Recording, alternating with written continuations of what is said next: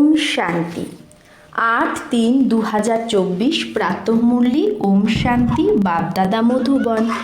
বাবা বলেছে, মিঠে বাচ্চে, বাবার সকাশ নেওয়ার জন্য খুশবুদার ফুল হও। ভোরবেলা উঠে ইয়াদে বসে খুব ভালোবেসে বাবার সাথে মিষ্টি মিষ্টি কথা বলো। তাহলে বাবার সকাশ নেওয়ার জন্য কি হতে হবে? খুশবুদার ফুল।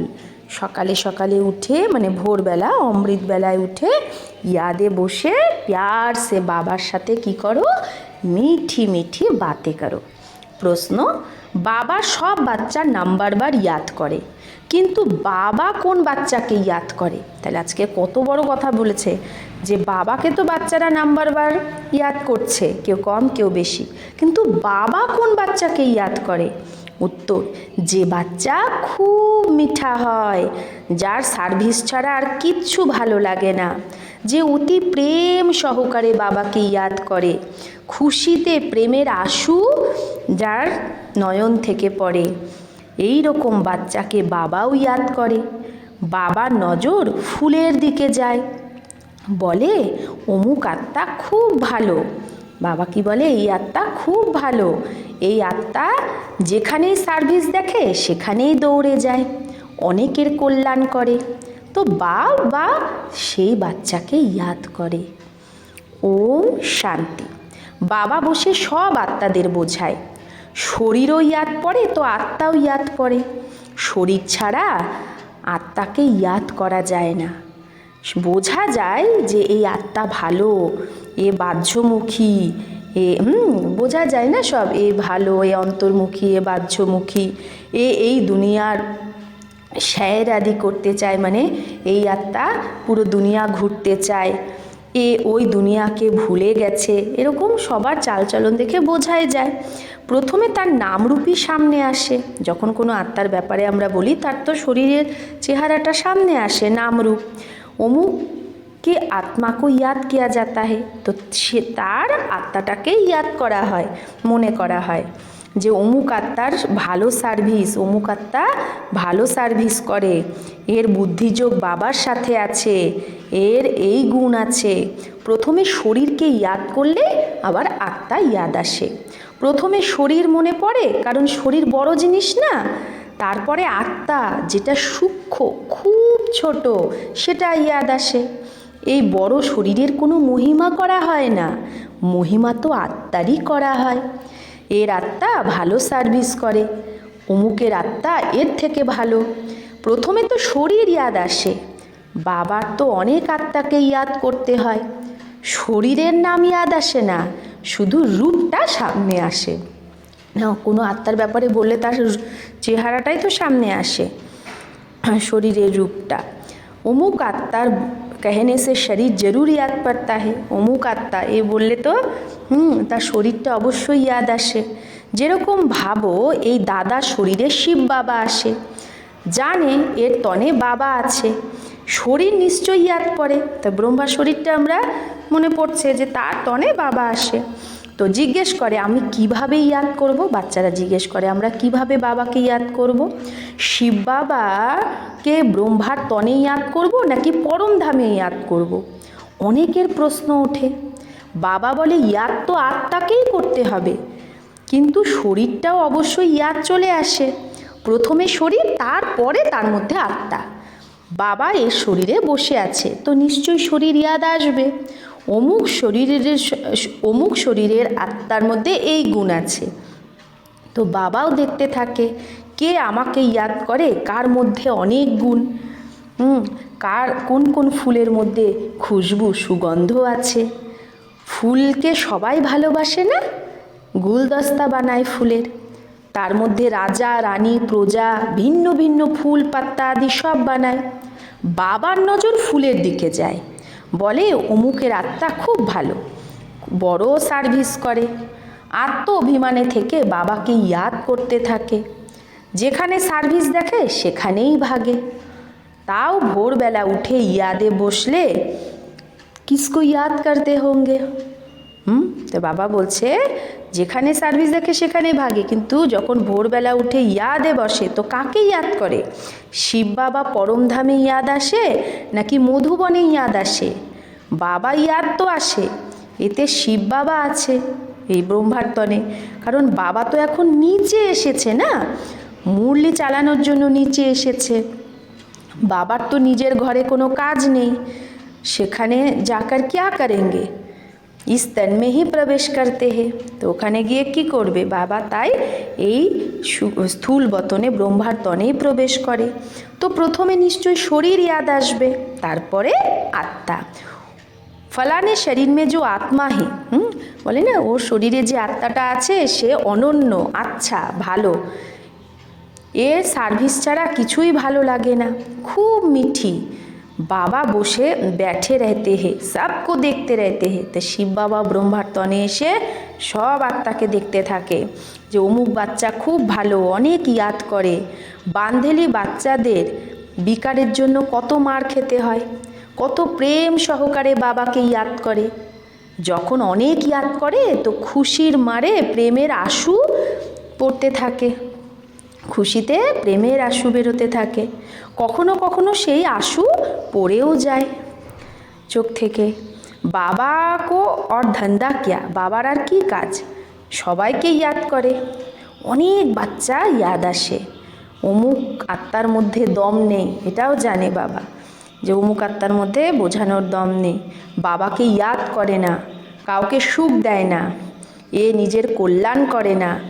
বাবা তো এগুলো চেকিংই করতে থাকে। ইয়াদ করা মানে সকাশ দেওয়া। আত্মার কানেকশান পরমাত্মার সাথে থাকে না। একদিন আসবে যখন বাচ্চারা যোগে খুব থাকবে, ये भी किसको याद करेंगे तो झट साक्षात्कार होगा।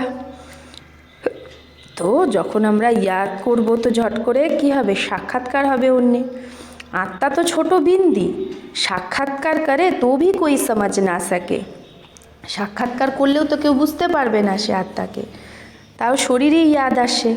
আত্মা হলো ছোট, কিন্তু ইয়াদ করে তো উনকি আত্মা পাবন বনতি जाती है। আত্মা তো এইটুকু ছোট, তো আত্মা যখন পরমাত্মাকে ইয়াদ করে তো পাবন হয়ে যায়।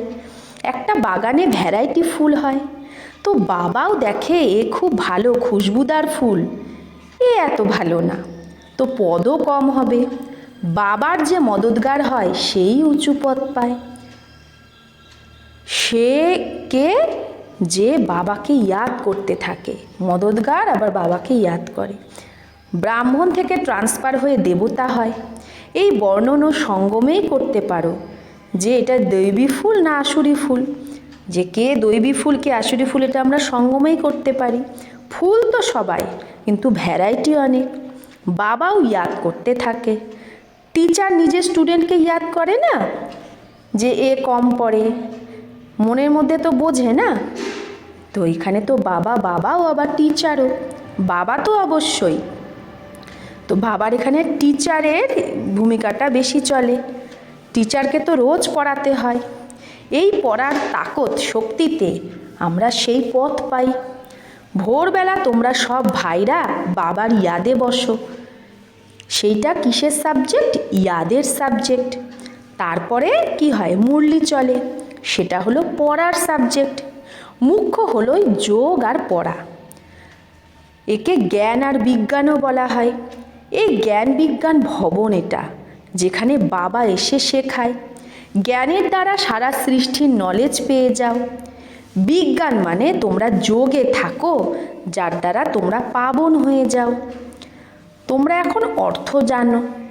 বাবা বাচ্চাদের দেখতে থাকে, দেহি অভিমানী হলেই ভূত বেরোয়, এরকম না সবার ভূত ঝট করে বেরিয়ে যাবে। হিসাব কিতাব যখন চুক্তু হয় তারপরেই চলন অনুসারে পথ পায়। ক্লাস ট্রান্সফার হয়, এই দুনিয়ার ট্রান্সফার নিচে হচ্ছে আর তোমাদের উপরে হচ্ছে, তাই না? এই দুনিয়ার ট্রান্সফার নিচে হচ্ছে আর আমাদের ওপরে হচ্ছে, কত পার্থক্য। তারা তো কলিযুগী সিঁড়ি নিচে নামতে থাকে, আর তোমরা পুরুষোত্তম সঙ্গম যুগী সিঁড়ি উপরে চড়তে থাকো, তাই আমাদের ওপরে ট্রান্সফার হচ্ছে আর দুনিয়ার মানুষ আরও সিঁড়ি নিচে নামছে। দুনিয়া তো এটাই, শুধু বুদ্ধির কাজ।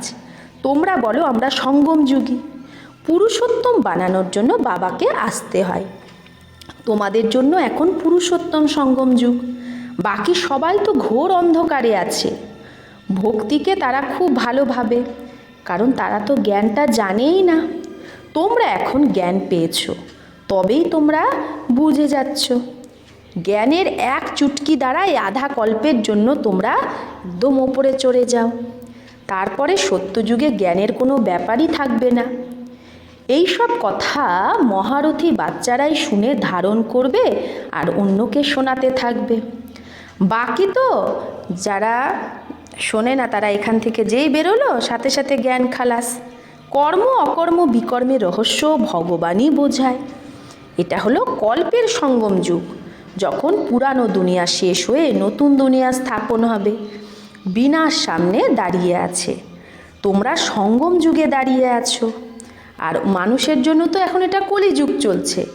কত ঘোর অন্ধকার এটা, মানুষ নিচে নামতেই থাকে। কেউ তো আবার নিচে নামানোরও নিমিত্ত হয়, তো সে হলো রাবণ। এই সভায় বাস্তবে কোনো পতিত বসতে পারে না। পতিত কেউ এলে সে তো বায়ুমণ্ডলকে খারাপ করে দেয়। যদি কেউ লুকিয়েও এসে বসে তো তার চোটও লাগে, একদম নিচে পড়ে যায়। ঈশ্বরীয় সভায় কোনো দৈত্য এসে যদি বসে তো ঝট করে বোঝা যায়। পাথর বুদ্ধি তো অবশ্যই, বাকি আরও পাথর বুদ্ধি হয়ে যাবে, স্বগুণা দণ্ড পড়ে যাবে, নিজেই নিজের ক্ষতি করবে, তাই না? নিজেরই ক্ষতি হবে। বলে হাম দেখেঙ্গে ইনকো পাতা পড়তা হ্যাঁ। অনেক পতিত এসে ভাবে যে দেখি তো এরা কি বুঝতে পারবে যে আমি পতিত। হামকো ক্যা পারি, জো করেগা সো পায়েগা। তাই বাবা বলছে যে তোমাদের কি আছে, যে যেরকম করবে সে সেটাই পাবে, আমাদের জানার দরকার নেই। কিন্তু বাবার কাছে তো সদৈব সচ্চা থাকা উচিত না। বলে সচ তো বিঠো নাচ। সত্য থাকলে তুমি আনন্দে নাচো। সচ্চে रहेंगे তো আপনি রাজধানী মে ভি ডান্স করেंगे। যে সত্য থাকবে সে নিজের রাজধানীতেও ডান্স করবে। বাবা হলো ট্রুথ, সত্য। তো বাচ্চাদেরও ট্রুথ হওয়া উচিত। বাবা জিজ্ঞেস করে শিব বাবা কোথায়? বলে শিব বাবা ব্রহ্মার তনে আছে। পরমধাম ছেড়ে দূর দেশের সেই যে থাকে সেই বাবা এসেছে এই পরের দেশে। বাবাকে তো এখন অনেক সার্ভিস করতে হবে। বাবা বলে আমার রাত দিন এখানে সার্ভিস করতে হয়, সন্দেশীদের ভক্তদের সাক্ষাৎকার করাতে হয়। তো হ্যাঁ তো ইহাহি, তো বাবা তো এখানেই আছে এখন। পরমধামে তো কোনো সার্ভিস নেই। সার্ভিস ছাড়া বাবারও সুখ হয় না। সারা দুনিয়ার সার্ভিস করতে হবে বাবাকে। সবাই ডাকছে বাবা এসো, তো বলে আমি এই রথেই আসি। তারা আবার ঘোড়ার গাড়ি বানিয়ে দিয়েছে। এখন ঘোড়ার গাড়িতে শ্রীকৃষ্ণ কি করে বসবে? এই রকমও না যে কোনো শখ হয় ঘোড়ার গাড়ির উপর বসার। দেহি অভিমানী আর দেহ অভিমানী হওয়ার কথা সঙ্গম যুগেই হয়। আর বাবা ছাড়া এই কথা আর কেউ বোঝাতেও পারে না। তোমরাও এখন জানো, প্রথমে জানতে না। তো বাবা বলছে ক্যা কোই গুরু নে শিখায়া? কোনো গুরু কি শিখিয়েছে? গুরু তো অনেক করেছো তোমরা, কেউ শেখায়নি। অনেক মানুষ গুরু করে, ভাবে কারো থেকে শান্তির রাস্তা পাই। বাবা বলে শান্তির সাগর তো এক বাবাই, সে সাথে নিয়ে যায়। সুখধাম শান্তিধামকে কেউ জানেই না। কলিযুগে হলো শূদ্র বর্ণ, পুরুষোত্তম সঙ্গম যুগে ব্রাহ্মণ বর্ণ। এই বর্ণ তোমরা ছাড়া কেউ জানে না। এখানে তো শোনে, বাইরে বেরোলেই সব কিছু ভুলে যায়, ধারণা হয় না। বাবা বলে যেখানেই যাও ব্যাচ পড়ে যাও, এতে লজ্জার ব্যাপার নেই। তো এখানে তো বাবা অনেকের কল্যাণের জন্যই ব্যাচ বানিয়েছে, যে কাউকে বোঝাতে পারো। কোনো সেন্সিবল বাচ্চা হলে বলবে এর ওপর আমাদের খরচা, আপনাদের হয়তো খরচা হয়েছে। বলো খরচা তো হয়, গরিবের জন্য ফ্রি। তো বাবা বলছে वो धारणा कर ले तो ऊंच पद पा सकते हैं। তো গরিব যদি ধারণা করে সে তো উঁচু পদ পেতে পারে। গরিবের কাছে পয়সা নেই তো কি করবে? কারো কাছে পয়সা আছে কিন্তু সে মনহুস মানে কিপটে, কঞ্জুস। তো ব্রহ্মা বাবা তো প্র্যাকটিক্যালে করে দেখিয়েছে, সব কিছু মাতাদের হাওয়ালে করে দিয়েছে যে তোমরা বসে সব কিছু সামলাও। কারণ আমি তো এখন এই জ্ঞান পেয়ে গেছি যাতে লাস্টে কিচ্ছু ইয়াদ না আসে। অন্তকালে যে স্ত্রী স্মরণ করে তার তো সেই বলে না, শাস্ত্রে আছে, সূর্যের জনিতে জন্ম হয়। বড় বিল্ডিং আদি হবে তো অবশ্যই সেটাই ইয়াদ পড়বে, সেটাই মনে পড়বে, যা থাকবে যেটার প্রতি আকর্ষণ সেটাই মনে পড়বে। কিন্তু অল্প যদি কেউ জ্ঞান শোনে তো প্রজাতে অবশ্যই যাবে। বাবা তো গরিব নিবাজ, কারো কারো কাছে পয়সা থাকে তাও খুব কঞ্জুস হয়, এরকম বোঝে না যে পহেলা ওয়ারিস তো শিব বাবা, যে আমার প্রথম ওয়ারিস তো শিব বাবা, শিব বাবা আমার সন্তান, তাহলে শিব বাবার যজ্ঞে করা উচিত না সেবা। তো ভগবান ওয়ারিস তো ভক্তি মার্গেও হয়, তার জন্য তো ঈশ্বরের অর্থে মানুষ কিছু দেয়। তো ভগবান কি কাঙ্গাল যে তাকে দেয়? ভাবে ঈশ্বরের নামে গরিবকে দেয়, তো তার পরিবর্তে ঈশ্বর দেবে তাকে, পরের জন্মে পাবে, পরের জন্মে তো পাই। তো বলে দে দান তো ছুটে গ্রহণ। তো বাবাকে सब কিছু দিয়ে दिया, शरीर मित्र संबंधी आदि सब कुछ बाबा को समर्पण कर दिया। তো বাবাকে সব কিছু দিয়ে দিয়েছে, শরীর মিত্র সম্বন্ধী আদি সব কিছু বাবাকে সমর্পণ করে দিয়েছে কে? ব্রহ্মা বাবা। এই সব কিছু তোমার এই সময় সারা দুনিয়ার উপর গ্রহণ লেগে গেছে।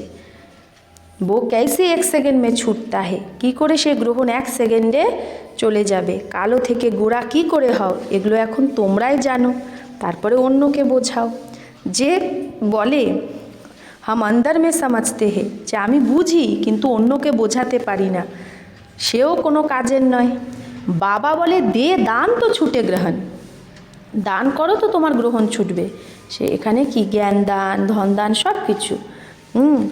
তো বাবা বলছে যে জ্ঞান দান করলে তবে তো আমার মধ্যে জ্ঞান আসবে। আমি যখন আমার বাবা যে ধন দিচ্ছে সে ধন যখন ঈশ্বরীয় সার্ভিসে লাগাবো তবে তো আমার ধনের বৃদ্ধি হবে।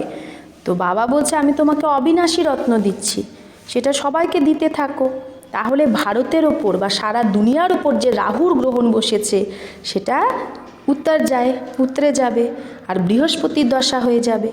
সব থেকে ভালো হয় বৃহস্পতির দশা। এখন তোমরা জানো ভারত খাস আর দুনিয়ার উপর রাহুর গ্রহণ লেগে আছে, সেটা কি করে ছুটবে? বাবা তো বাবা তোমাদের থেকে পুরানো নিয়ে নতুন দেয়, একে বলা হয় বৃহস্পতির দশা। মুক্তিধামে যারা যায় তাদের জন্য বৃহস্পতির দশা বলে না, তাই না? বৃহস্পতি দশা তো যারা সত্য যুগে যাবে। अच्छा, मीठे मीठे सिकिलधे बच्चों प्रति माता पिता बाप दादा का याद प्यार और गुड मॉर्निंग। रूहानी बाप की रूहानी बच्चों को नमस्ते। हम रूहानी बच्चों की रूहानी माता पिता बाप दादा को याद प्यार गुड मॉर्निंग और नमस्ते नमस्ते नमस्ते। शुक्रिया बाबा, आपको लाख लाख शुक्रिया। ধারণার জন্য মুখ্য সার। 1, সদা খুশিতে ডান্স করার জন্য সত্য বাবার সাথে সদা সত্য থাকতে হবে, কিচ্ছু লুকানো যাবে না। 2, বাবা যে অবিনাশী রত্ন দেয় সেটা সবাইকে বাঁটতে হবে, সাথে সাথে শিব বাবাকে নিজের ওয়ারিস বানিয়ে সব কিছু সফল করতে হবে, তন মন ধন সব কিছু, সম্বন্ধ সম্পর্ক শ্বাস সময় সব সফল করতে হবে, এতে কিপটে হলে চলবে না। বরদান, বিন্দু আর এই বুন্দের মহত্বকে বুঝে, বিন্দু আর বুন্দ মানে ফোঁটা, যেরকম জলের ফোঁটা হয় সেরকম, তো বিন্দু আর ফোঁটার মহত্বকে বুঝে নিজের শ্রেষ্ঠ স্থিতি যে বানায় সেই সিদ্ধি স্বরূপ ভব। তো বাবা বলছে শিব পরমাত্মার পূজায় এক বিন্দুর বিশেষতা আছে আর একটা সেই ফোঁটার বিশেষতা আছে, দুটোরই নিজস্ব মহত্ব আছে। आत्मा परमात्मार प्रकृतिर एक खेला अर्थात ड्रामा तीनों का ज्ञान प्रैक्टिकल लाइफ में बिंदु ही अनुभव होता है। तो बाबा बोलছে आत्मा परमात्मार प्रकृतिर एक खेला अर्थात এই ড্রামা এই তিনটের জ্ঞান প্র্যাকটিক্যাল লাইফে বিন্দুই অনুভব হয়, যে আত্মাও বিন্দু, পরমাত্মাও বিন্দু আর ড্রামাও বিন্দু।